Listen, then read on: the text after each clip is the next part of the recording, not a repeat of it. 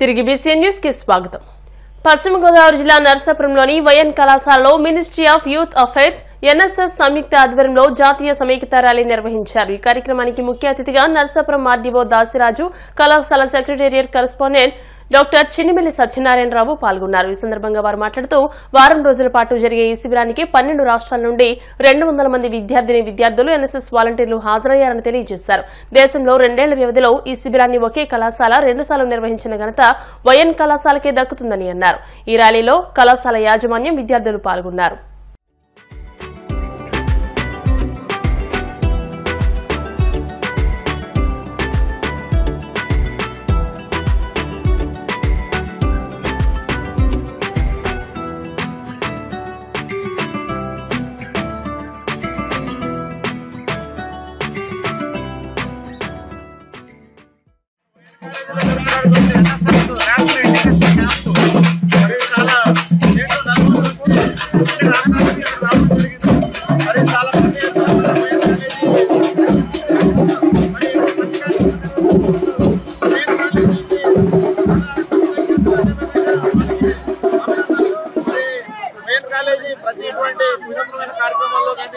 దేశం గర్వించదగ్గ కార్యక్రమాలు కానీ చేయడం మరి ఇక్కడ మనకు చాలా గర్వకారణంగా ఉంది.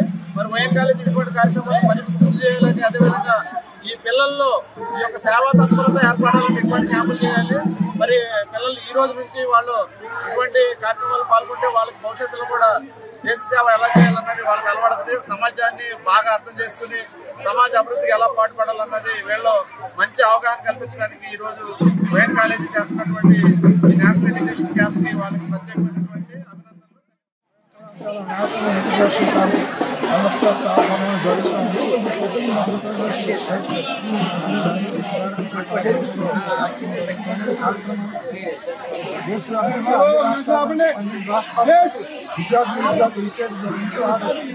సాంస్కృతిక కార్యక్రమాలను పార్టిసిపేట్ చేస్తూ దీనికి కలిసి పంచాయతీ అర్థం చేసుకోవడం అవేర్నెస్ బాగా వస్తుంది.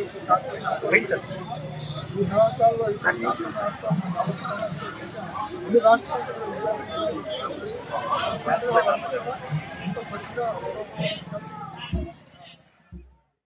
కాకినాడ జిల్లా గొల్లల మామిడాడ శ్రీ ఉషా పద్మిని ఛాయా సౌమ్యశ్రీ సూర్యనారాయణ స్వామి దేవస్థానంలో సూర్య జయంతి సందర్భంగా రథసప్తమి వేడుకలను అంగరంగ వైభవంగా నిర్వహించారు.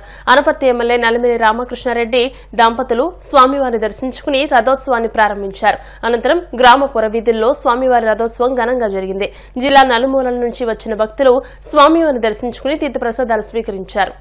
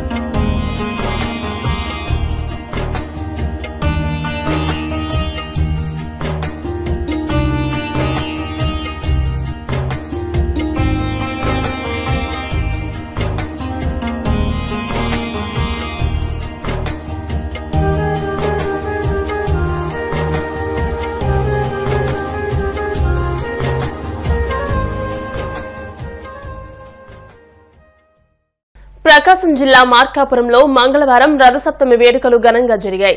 శ్రీ లక్ష్మీ చెన్నకేశవ స్వామివారి ఆలయంలో స్వామివారికి తెల్లవారుజాము నుంచే ప్రత్యేక పూజలు నిర్వహించారు. అనంతరం మాడవీధుల్లో స్వామివారిని సూర్యవాహనంపై ఊరేగించారు. భక్తులు స్వామివారిని దర్శించుకుని మొక్కులు చెల్లించుకున్నారు.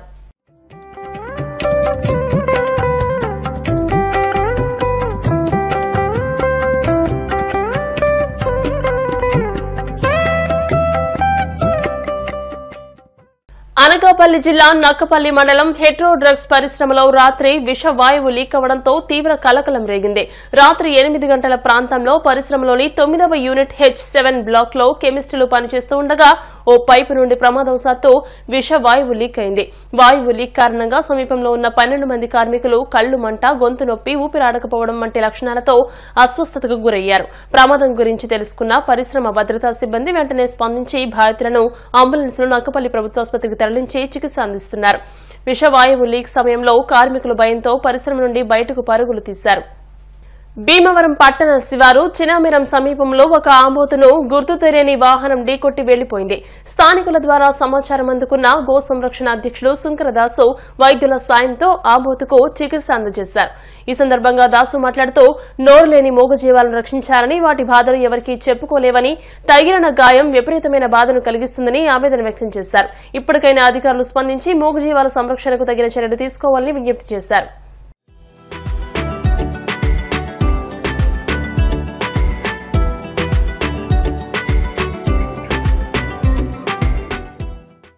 మన భీమవరం చినమేరం ప్రాంతంలో ఈ ఆంబోతు తిరుగుతూ ఉంటుంది.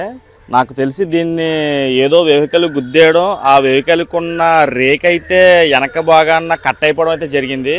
ఏకంగా చాలా విపరీతంగా అయితే కట్ అయిపోయింది. పైన కూడా చాలా దెబ్బలు తగిలినాయి. దయచేసి మున్సిపాలిటీ వారు కూడా ఇటువంటి వాటి గురించి ఆలోచించమని కోరుకుంటున్నాము. ఎందుకంటే అది చాలా ఇబ్బంది పడుతుంది, చూసే వాళ్ళకి కూడా చాలా భయంకరంగా కనిపిస్తుంది. తినైతే జీవన అయితే మాకు చూసి చెప్పడం అయితే జరిగింది. మేము వెంటనే వచ్చి డాక్టర్స్తో యాంటీబయాటిక్ కొని పెయిన్ కిల్లర్స్ ఇంజెక్షన్ ఇప్పించడం, ఈ డీమాక్స్ స్ప్రే చేయడం అయితే జరుగుతుంది. దయచేసి రోడ్ల మీద ఇవి తిరగకుండా ఉండాలని చెప్పి మరొకసారి మేము కోరుకుంటూనే ఉంటాము. ఎందుకంటే అవి పడే బాధలు అంతా ఇంత కాదు. అవి రోడ్ల మీదకి రావడం వల్ల, రద్దీగా తిరిగే వాహనాల మధ్య తిరగడం వల్ల చాలా ఇబ్బంది పడుతుంది. వీటి వల్ల వీటికి ప్రాబ్లమే, వీటి వల్ల రోడ్ల మీద తిరిగే మనుషులకి ఇబ్బందే. అర్థం చేసుకొని వీటి బాధని కూడా మీరు అర్థం చేసుకుంటారని చెప్పి కోరుకుంటూ వార్తలు ముగించే ముందు ముఖ్యాంశాలు మరోసారి. కడప జిల్లా సమగ్ర అభివృద్ధికి ప్రజాప్రతినిధులు, అధికారులు సమన్వయంతో కృషి చేయాలి. జిల్లా ఇన్ఛార్జ్ మంత్రి సవిత సూచనలు.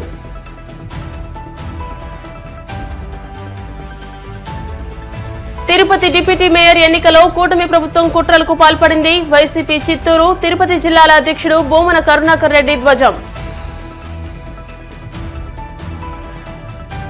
కుల సర్వే, బీసీలకు సీట్లు, ఎస్సీ వర్గీకరణపై అసెంబ్లీలో తెలంగాణ సీఎం రేవంత్ రెడ్డి కీలక ప్రకటన.